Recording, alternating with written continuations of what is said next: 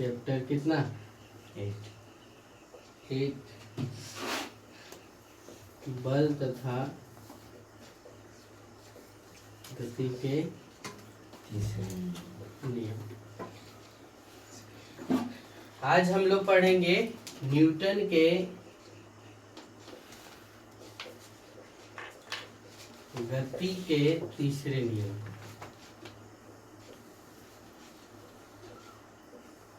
Newton के गति के पहले नियम से हमें जड़त्व की परिभाषा मिला है ना, बल की परिभाषा मिला।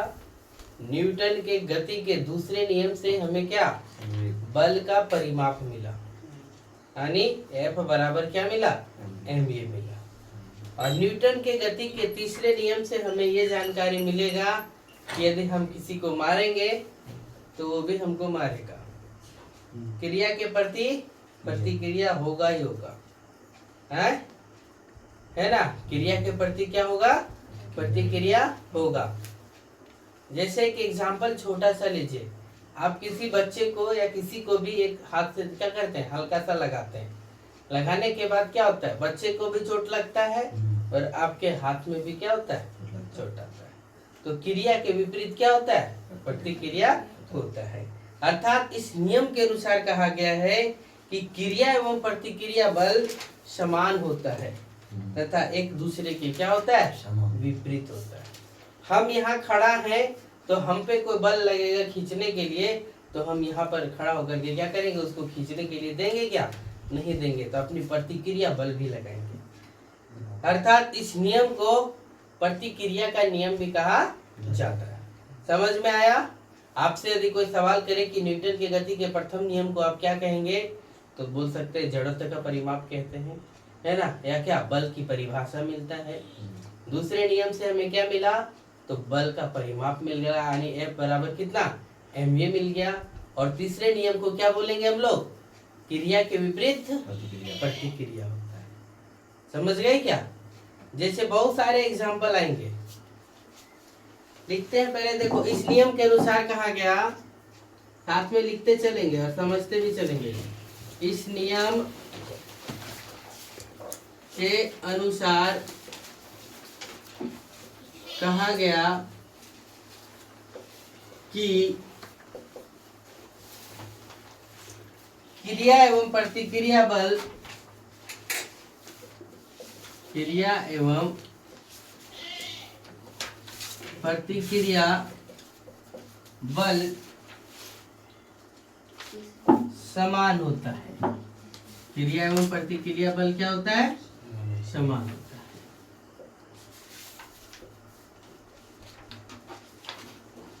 तथा एक दूसरे के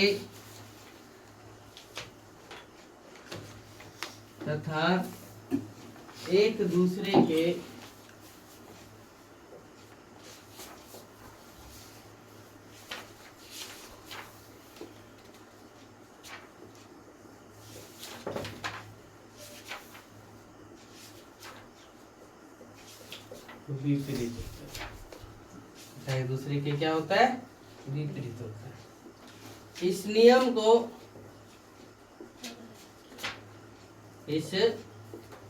नियम को क्रिया प्रतिक्रिया का नियम भी कहा जाता है।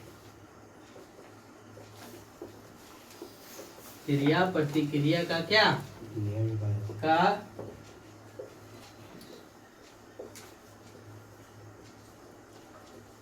नियम भी कहा जाता है।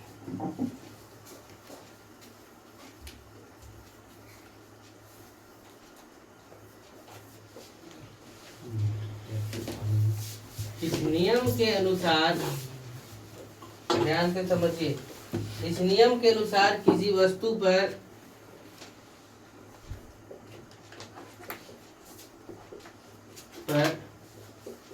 लगाया गया बल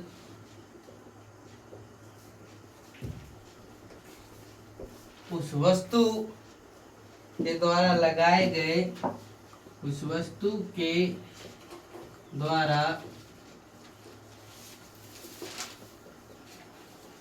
लगाए गए प्रतिक्रिया बल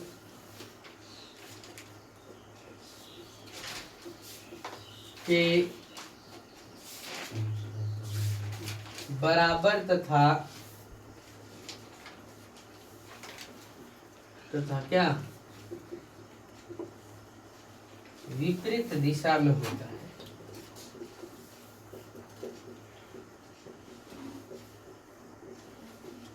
कहाँ पर होता है?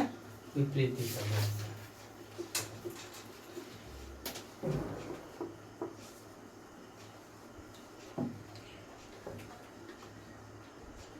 क्रिया एवं प्रतिक्रिया बल, क्रिया एवं क्या प्रतिक्रिया बल सदैव अलग अलग वस्तु पर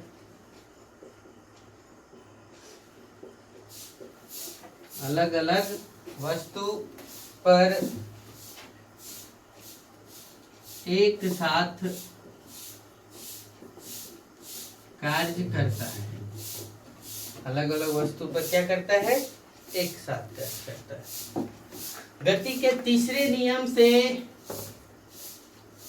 गति के क्या तीसरे नियम से बल की प्रकृति का पता चलता है।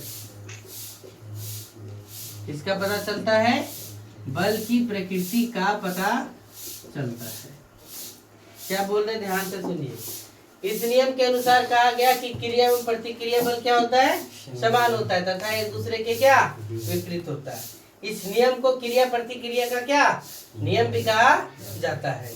इस नियम के अनुसार किसी वस्तु पर लगाया गया बल उस वस्तु के द्वारा लगाए गए प्रतिक्रिया बल के बराबर तथा क्या एक दूसरे के विपरीत होता है। क्रिया एवं प्रतिक्रिया बल सदैव अलग अलग वस्तुओं पर एक साथ कार्य करती है। एक पर क्रिया तो दूसरे तरफ से क्या प्रतिक्रिया। गति के तीसरे नियम से बल की प्रकृति का पता चलता है। सिंपल सी भाषा में इस नियम को समझने के लिए दो लेडीजों का झगड़ा, एक गाली शुरू तो दूसरे से शुरू हो जाता है। यही एक क्रिया प्रतिक्रिया। समझ पा रहे हैं? इसके बाद देखो, गति के न्यूटन के गति के कौन सा तीसरे नियम का दैनिक जीवन में उपयोग, दैनिक जीवन में क्या उपयोग है ना। क्या है? जैसे एग्जाम्पल, ऊंचाई से गिरने पर, कौन सा एग्जाम्पल दे रहे हैं? ऊंचाई से गिरने पर कौन सा चोट लगना। ऊंचाई से गिरने पर क्या होना? चोट लगना।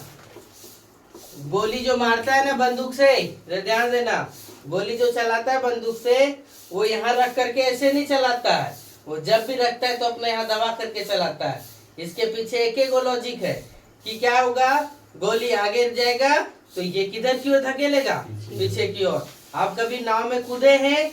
नाव में चढ़ करके नाव से किनारे कूदने का कोशिश करिएगा तो नाव पीछे की ओर खसक जाएगा और आप आगे चल जाएंगे, हो सकता है वहीं गिर भी सकते हैं। तो ये क्रिया प्रतिक्रिया का ही क्या है परिणाम है।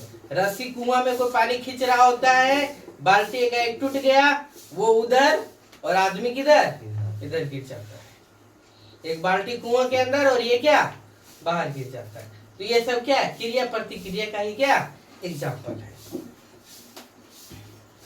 गोली मारने पर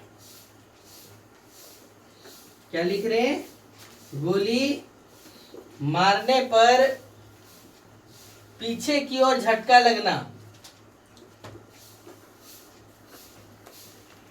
पर पीछे की ओर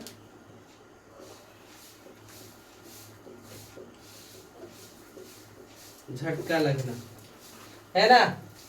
सतह पर आसानी से चल पाना, इसी का एग्जाम्पल है।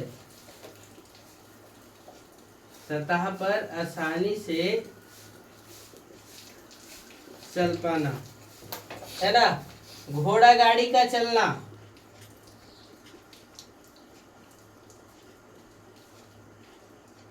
किसका? घोड़ा गाड़ी का चलना। फिर क्या एग्जाम्पल देगा? नदी के किनारे, नदी के किनारे नाव से कूदने पर, नाव से कूदने पर नाव का क्या हो जाना, पीछे हट जाना, नाव का क्या हो जाना, पीछे हट जाना। ये सब किसका एग्जाम्पल है, इसी का एग्जाम्पल है। ऊपर मिटाए क्या, कहाँ तक लिखे, इधर ये हो गया।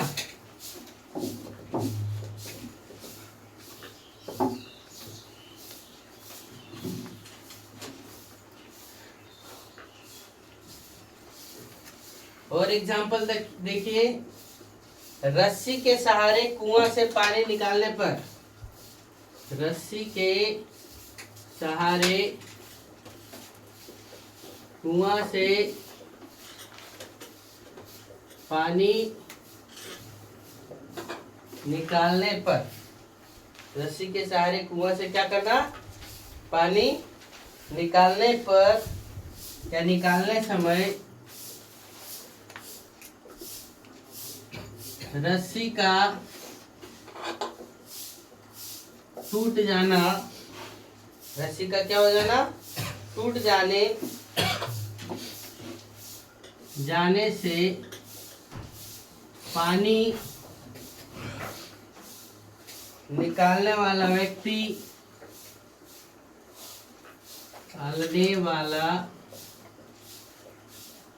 व्यक्ति, को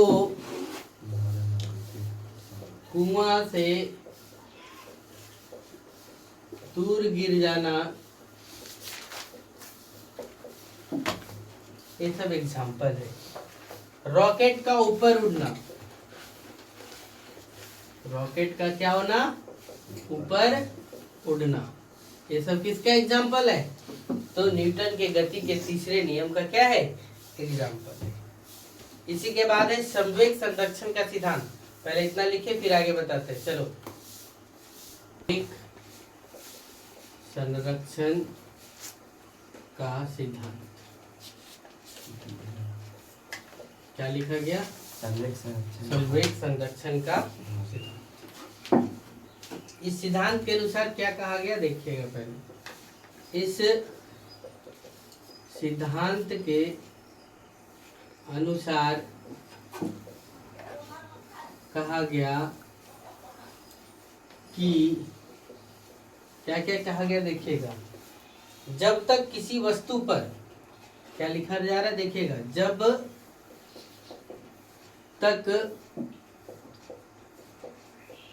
तक किसी वस्तु पर बाहरी बल नहीं लगाया जाता है, क्या बोला जा रहा है, बाहरी बल नहीं लगाया जाता है, तब तक वह वस्तु का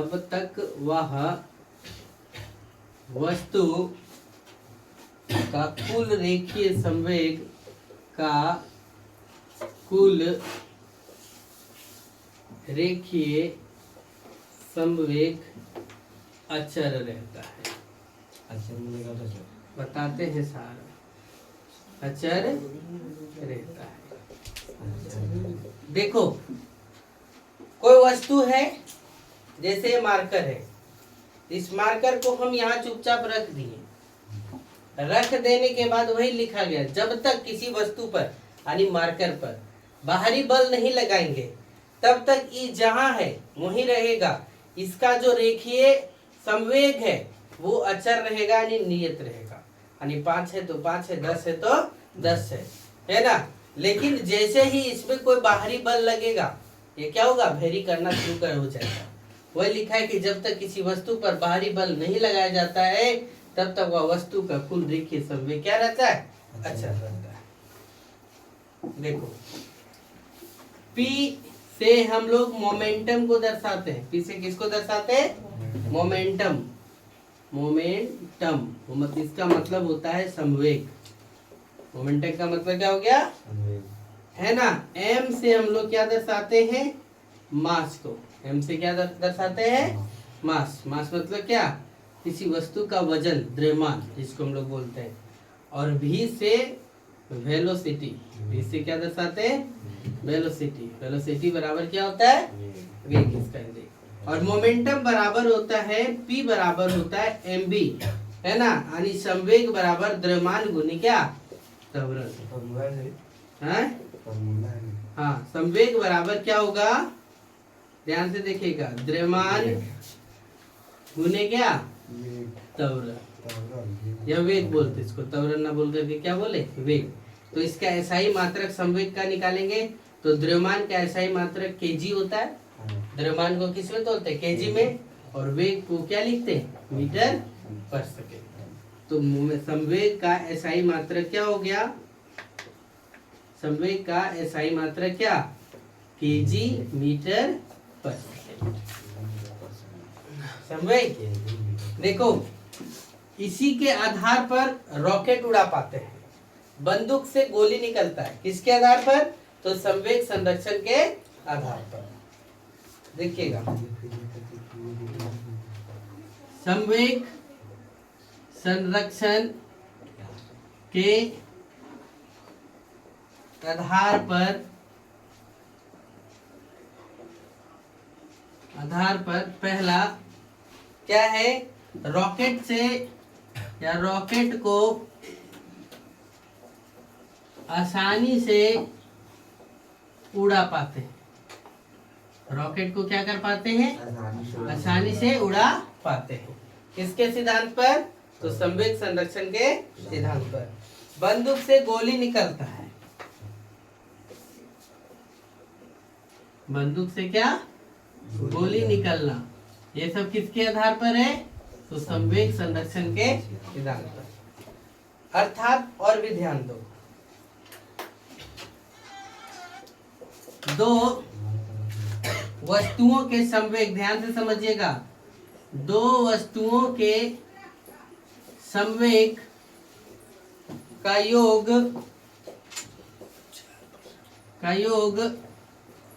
टकराने से पहले, दो वस्तुओं का संवेग का योग टकराने से पहले और टकराने के बाद क्या रहता है? बराबर रहता है। क्या लिखा जा रहा है? देखिए, दो वस्तुओं का संवेग का योग टकराने से पहले और टकराने के बाद क्या रहता है? बराबर रहता है। जब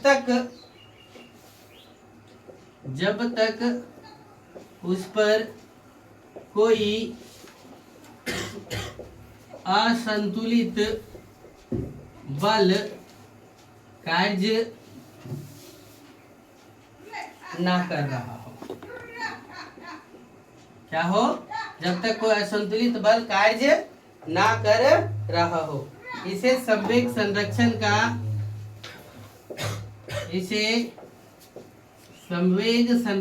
का नियम कहते हैं। इसे एक संवेग संरक्षण का क्या कहते हैं? नियम कहते हैं। अर्थात देखो, हम लोग फार्मूला जानते हैं ना, P बराबर mv। P बराबर कितना? mv। तो समझिएगा, यहाँ पे दो वस्तु है, ये दो मार्कर है ना, दो मार्कर है, दो तरफ से है, दोनों के टकराना, दोनों का क्या होना? टकराना। टकराने से पहले ये जो दोनों का संवेग है और टकराने के बाद जो दोनों का संवेग होगा वो दोनों बराबर होगा। ये टकराने से पहले दोनों का जो संवेग है और टकराने के बाद भी दोनों का संवेग क्या होगा? बराबर होगा। तब तक कब तक बराबर होगा? जब तक इस पर कोई बाहरी बल और ना लगा दिया जाए।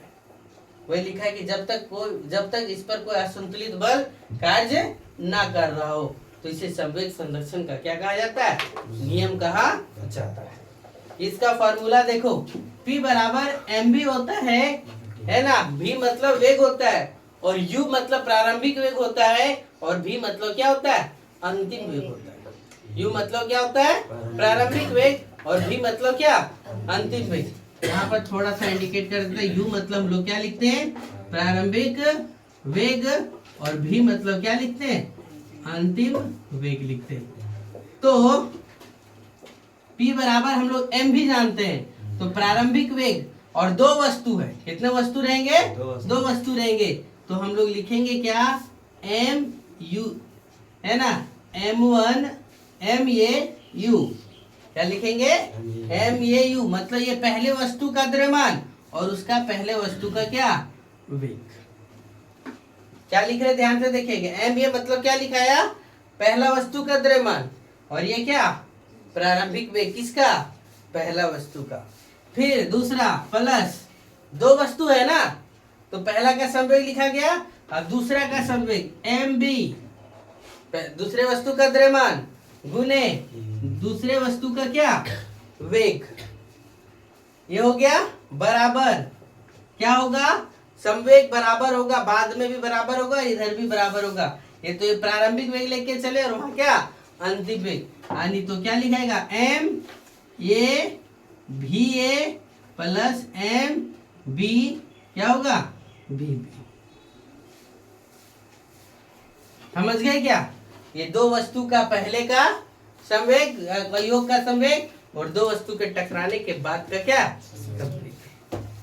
समझ गए? जहां देखो m a और m b क्या है? दो वस्तुओं का द्रव्यमान, और क्या? u a u b, u a एवं u b, u a एवं क्या? u b, दोनों वस्तुओं का प्रारंभिक वेग है। दोनों वस्तु का क्या? प्रारंभिक वेग, और va और vb क्या है? दोनों वस्तु का